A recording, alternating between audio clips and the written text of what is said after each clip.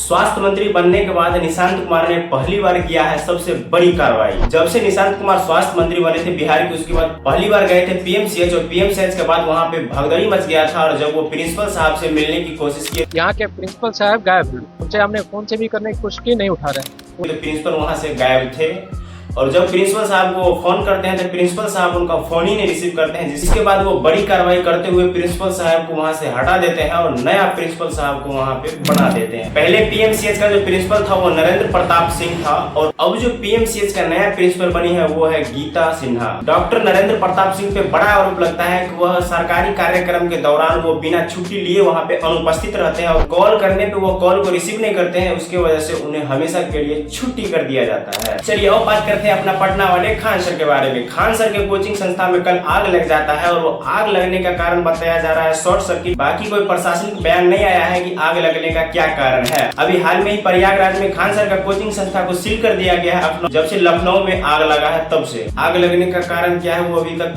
पुष्टि नहीं हुआ है, लेकिन लोगों के द्वारा बताया जा रहा है कि शॉर्ट सर्किट के द्वारा आग लगा है और वहाँ पे जितने भी फायर सिस्टम थे उसके द्वारा वहाँ पे आग बुझाने का प्रयास किया गया। चलिए अब बात करते हैं अपना रोशन आनंद सर के बारे में। रोशन आनंद सर का भाई अब इस दुनिया में तो नहीं रहा, लेकिन उनके अंतिम संस्कार करने के दौरान जब मीडिया वाला उनसे पूछते हैं भरत तिवारी के बारे में कि भरत तिवारी का फर्जी एनकाउंटर हुआ है, उस पर आप सर क्या कहना चाहते हैं कि वो पुलिस रक्षक है न कि भक्षक है और वो जो एनकाउंटर हुआ है वो बिल्कुल गलत हुआ है। बाकी आप लोग देखिए।